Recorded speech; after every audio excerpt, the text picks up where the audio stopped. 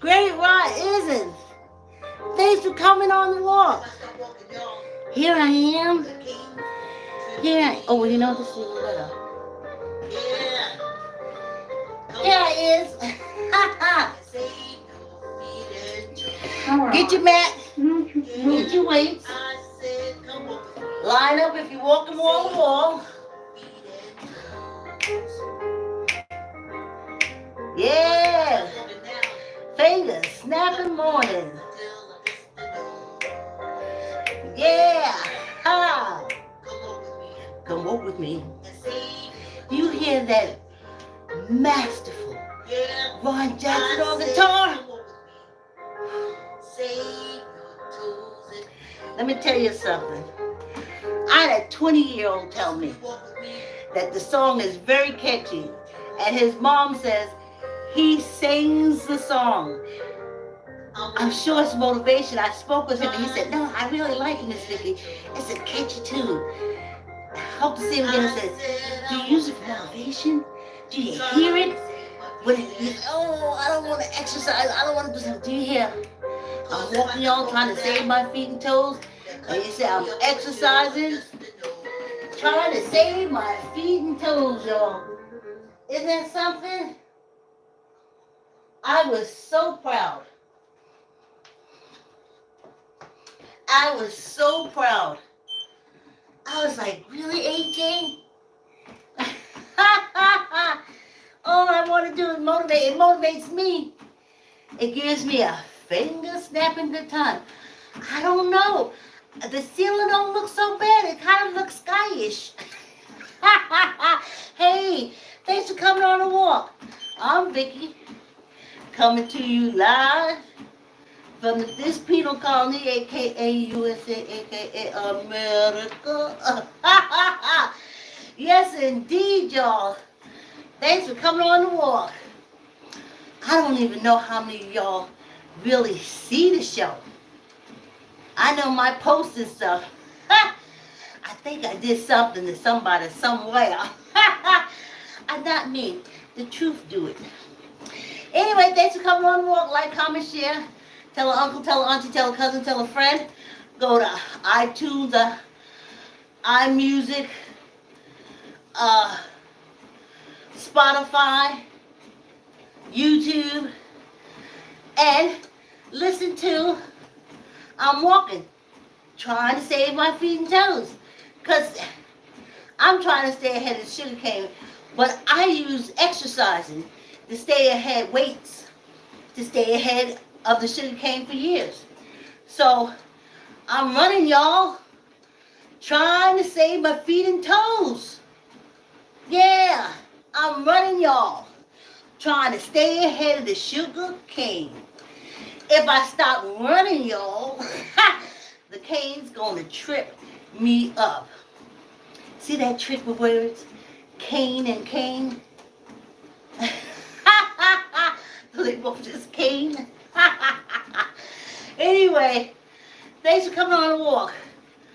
I gotta tell you, let me get into it the Great White Way. I can't get into the Great White Way without adding a couple of layers to it. Now, I did 2 semesters of playwriting at SUNY Purchase in New York. And even when I started there, my plays did good. In the pick, I was put in the reading. It could have been because I was the only black one in the class. Okay. So that's what got me into plays, because I wrote screenplays. So I'm writing my plays, and the Dramatist Handbook. The Dramatist Handbook was, I was told, the writer's Bible. You get agents who, now I know I'm on a penal colony, agents that ain't gonna respond. I did find some theaters where I could produce, when I produced my own play, I was able to use the Dramatist Handbook to find theaters that I could call and use. And then I found rehearsal spaces through the Dramatist Handbook or Source Book. It was a lot of years I used it. It could have started out as a handbook and turned into a source book, but it was supposed to be the writer's Bible, the playwright's Bible. And so that's when I found out, noisy new. That's when I found out I didn't accept it because I was going on the premise that, on a penal colony, all men are not created equal. Because on a penal colony, some people are born innocent, like myself, my family. I can trace back. Maybe there's one or two, but basically, no, we don't do crime. We always focus on becoming successful or just being able to accomplish goals, goal setters. So,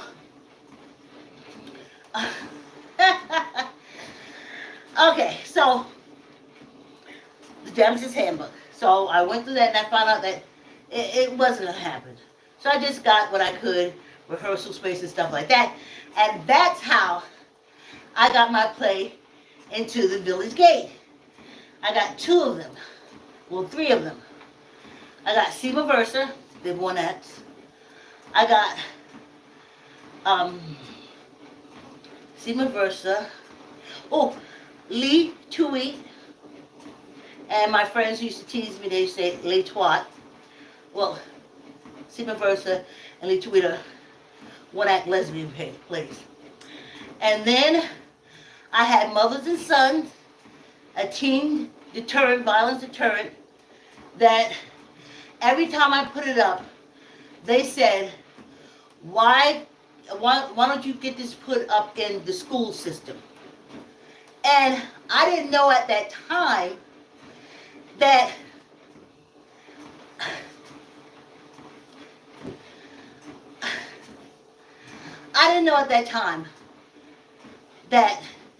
that was not acceptable. It wasn't acceptable. The Board of Education had their playwrights. Fraternity friends, the Greeks, the black Greeks, the white Greeks, and things like that. I found that it's all very interconnected. So I decided to produce my own plays. And I got in at the Village Gate and they said go to the Board of Education. And it was like, no. I was turned down so much I felt like a caller. I was like, please, don't y'all want your callers up? They was turning me down, honey. Whew. So I produced it myself. But as I'm going along, they're one acts they can build on. It's just a foundation. So I started looking towards that way. Now, when I was at SUNY, they referred me to the Manhattan Dinner Round Table Playhouse. It was all the rave. The gentleman that taught the class, he liked the play, and he figured I could take it there and get into and develop it. And gave me contacts name, and I call it, but see, that's the bullshit. Of course I called. I sent scripts. I went down there, couldn't find anyone to talk to. And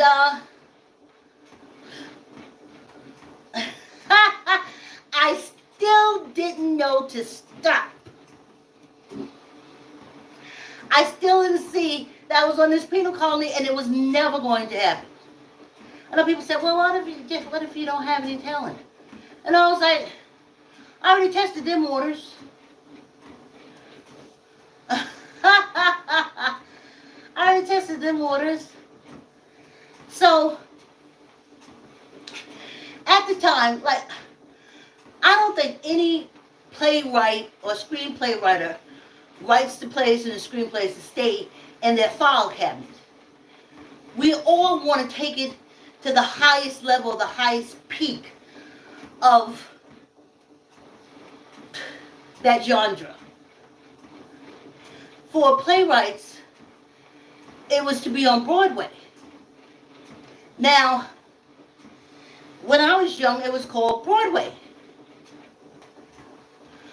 But by the time I started producing my play, the sign came out clearly. They said the Great White Way.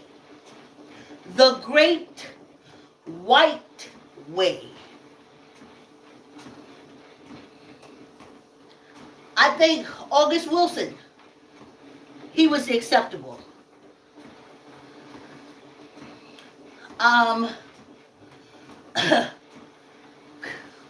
When I was a child, it was Soldier Story and different things like that. Pearly Jubilee, A Raisin in the Sun,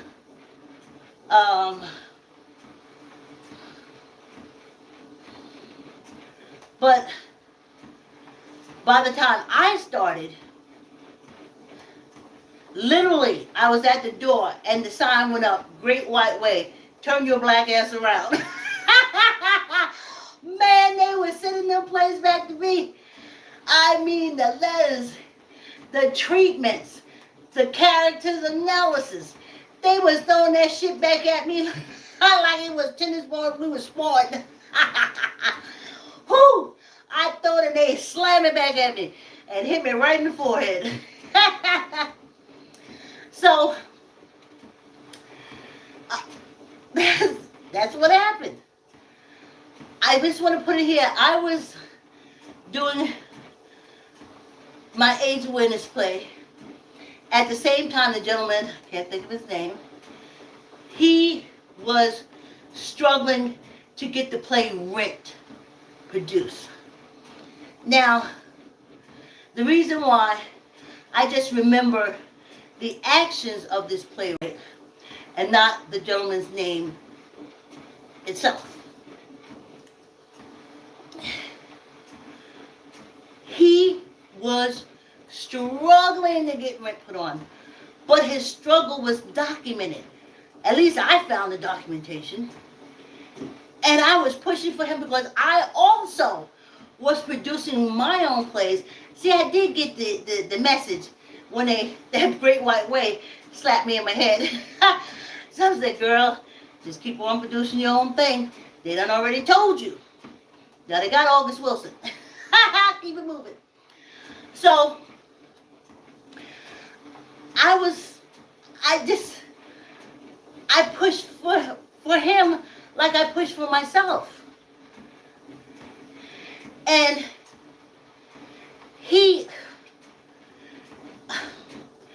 okay, to my thinking, Rent killed him. And I think it was him trying to get, now here's why I say penal colony. He was not an African American man that I remember. He was just a playwright and a songwriter because there's music to Rent. And it was just reading about him and seeing how he was struggling, but he was going on. I was like, I'm doing it too.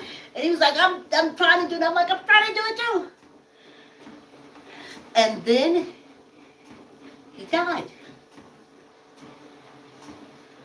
He died. And then all of a sudden, all the vultures, oh, they're going to put Rent up now. Everybody gonna make money. And, oh, now it's acceptable because he's dead. Oh, they producing it. Everybody making millions. Everybody making money off of that, except that dead playwright.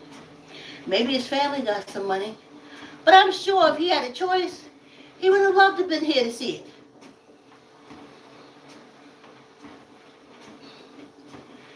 And he was dead.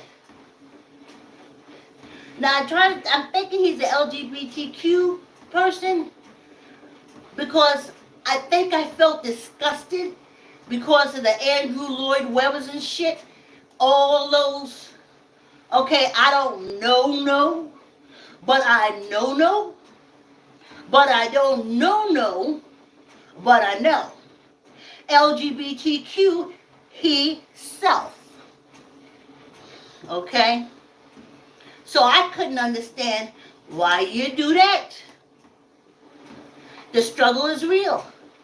So if they didn't do to help that young talented playwright put him in the grave, my ancestors said, read that sign, Great White Way, and turn your ass around and keep producing your own shit.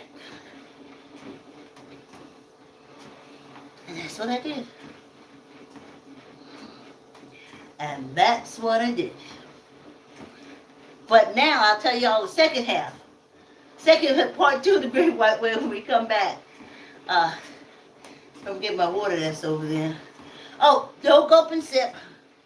I gotta literally run right out after we finish walking. Well, I gotta run upstairs, in the shower.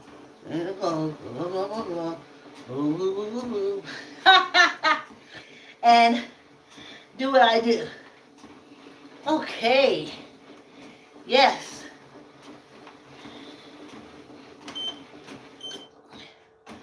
I do miss our gulping chat.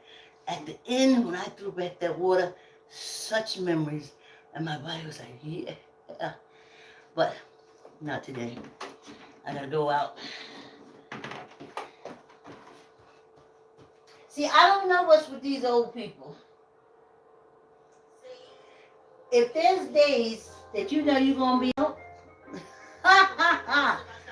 and then days you know you're gonna be out, eat and drink accordingly.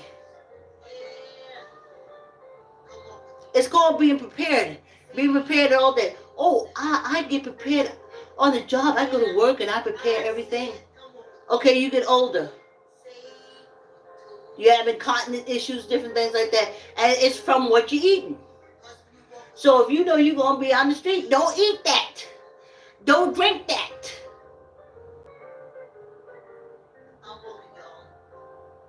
That's all I'm saying, but on this penal colony, honey, the thing is trying to stay young, knowing you're old.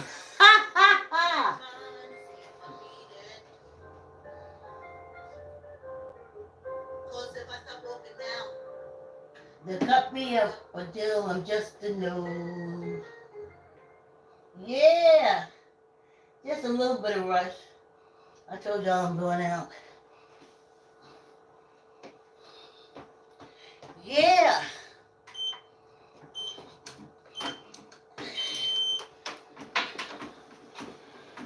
Okay. So, now, Great White Way Part 2. I hate Part 2 because I forget. I forget what the tail part one was. The Great White Way. Oh yeah, so I gave that up. But another person who was going after the Great White Way that didn't make it was Dr. Hale's husband. And the play that he was pushing to bring to Broadway was Faith's Journey. It was about the civil rights days, etc., etc. Now, when I wrote Gifts, my AIDS awareness play, it was because all the AIDS babies who were born with HIV, the parents were leaving them in the hospital. And Dr. Hale at that time was literally getting them and taking care of them at the Hale house because they weren't so sick to be in the hospital. It's just that the community didn't know really what HIV AIDS was. They were scared. As always. That's why you know it's a penal colony. A lot of fear going on. So, at the time when I wrote Gifts, it was a tribute to Mother Hill. Because as quiet as it's kept,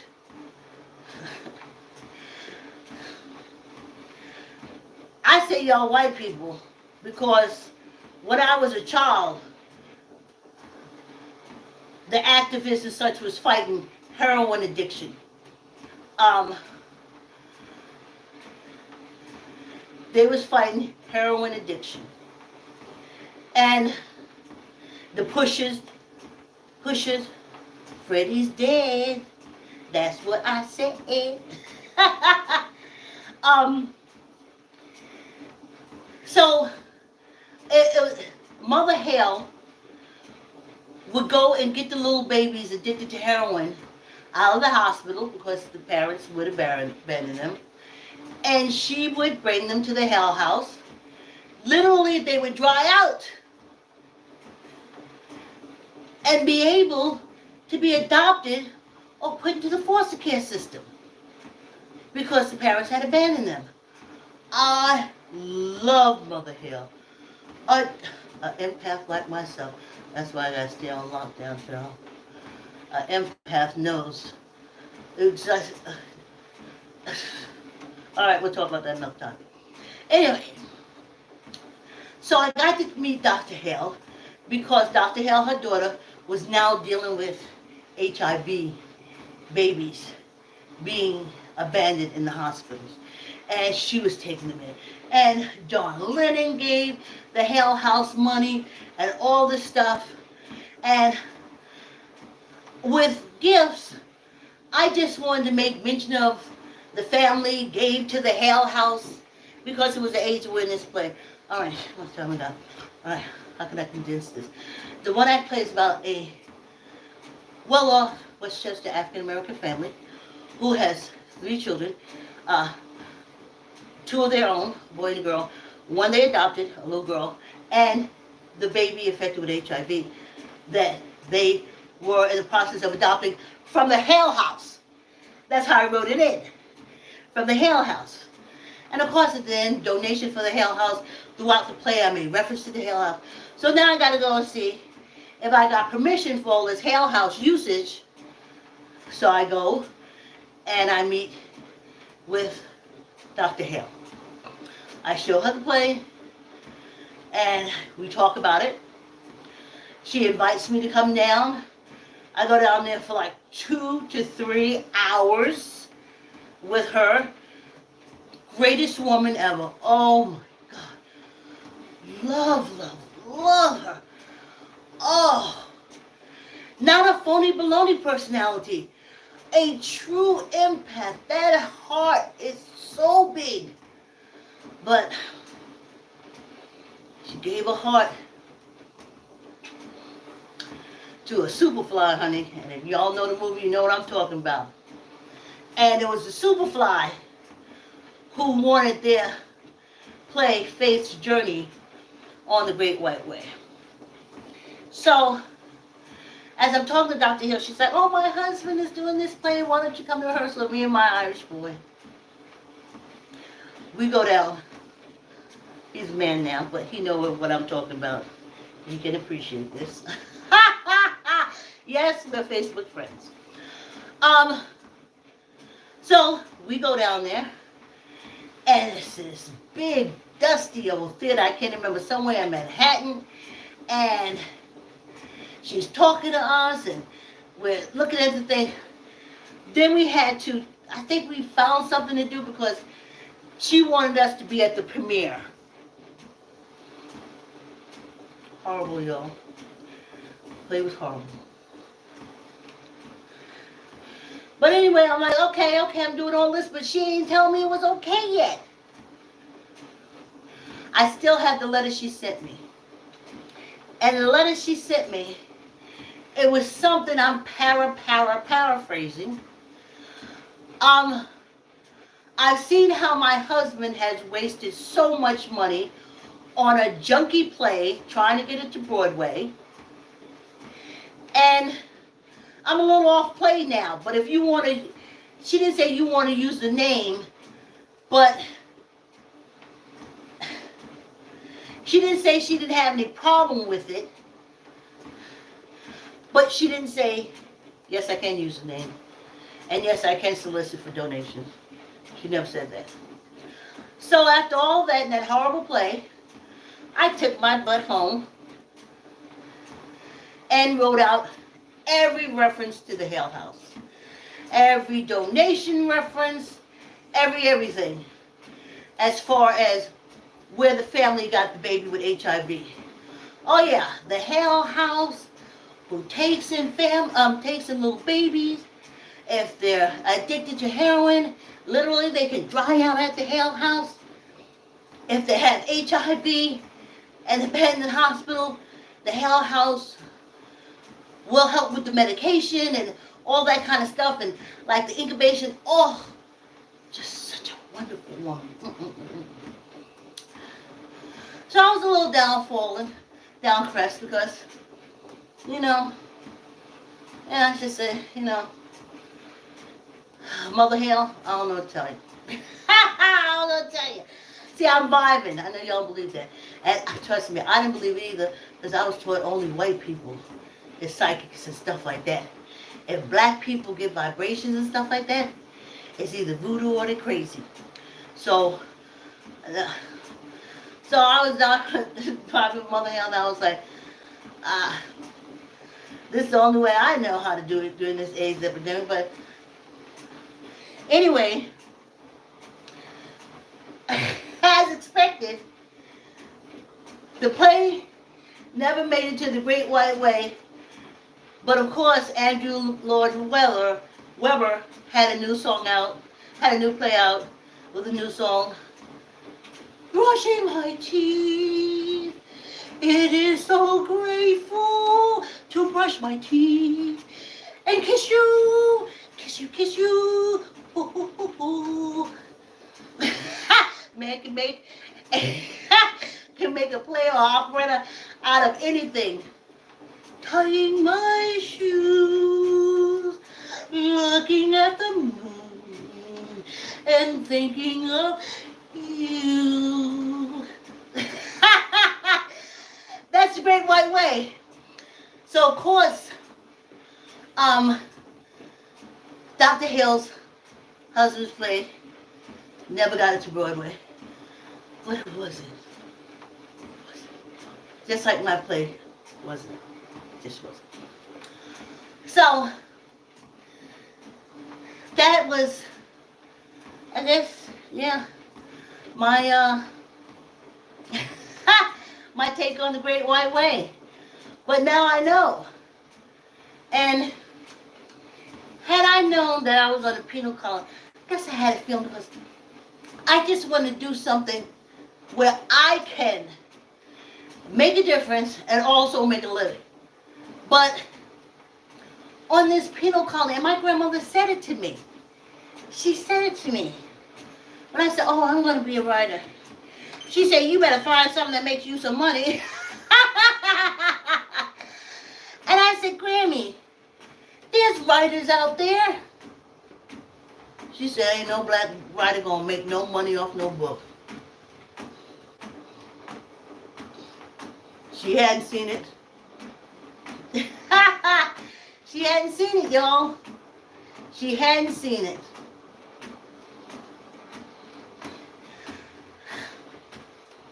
But I tried so many. Even my grandmother was like, you make candy apples. Let's sell some candy apples. Like, Grammy's candy apples. It never entered her psyche. Cupcakes. We could be shipping those cakes all over. We'd have had a factory by now. No one thinks in those terms. Just me. And she said, Vicki, you do much. She made the dresses for the people in the church. She was the church seamstress for a lot of years and the deaconess.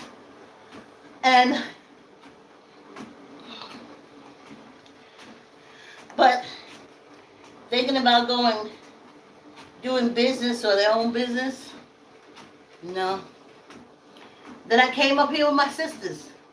Still, I'm like, if we got to deal with this at that time, like my mom used to say ignorance, but at the time I would say racist, but it's called ignorance. If we got to get out there and deal with all this ignorance, let's just do it on our own, make our own business. Let's do our own thing. At least it'll be different. So of course, how I know I'm a creator.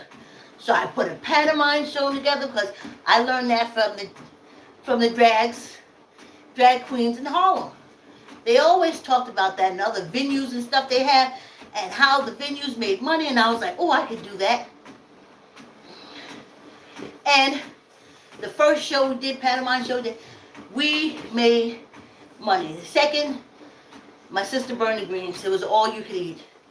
The telephone company went on strike because I was the only one promoting it because my sisters had connections with the telephone company, so they just used to figure their co-workers would come. I was with the telephone company, so I had to drum up on audience. I was a bartender, so I had to drum up the audience. And I don't feel like doing weights because I'm going out and take care of business. So it didn't go through, but I've always tried with family, with friends. I did have a girlfriend, Zelene. She started a scarf business, and we would go all over. We went to all the fairs and everything, and she made her money, and she felt good. She was a worker all her life, and when she was able to make that, make her funds to pay her bills and take care of the things that she needed to take care of, there was no stopping her. But then there was. They kept robbing her van and stealing her shit. So then she had to go back to the 9 to 5. And she was doing so well. But you can't pay for inventory that's constantly stolen. And make a business too. You can't do both of them. So, okay, like, comment, share, tell uncle, tell auntie, tell a cousin, tell a friend. Gulp and chat tomorrow. Half-hour walk, 15-minute gulp and chat.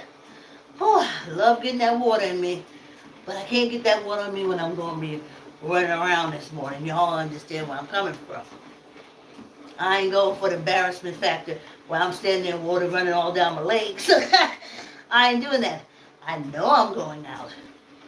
So, I know what to do accordingly. Not only in dress, but in addressing my age. Like, comment, share, tell uncle, tell auntie, tell a cousin, tell a friend. Subscribe. Like, comment, share. And I'll see you tomorrow morning. Thanks for coming on the walk. Thanks for your support. Have a wonderful day, everyone. See ya.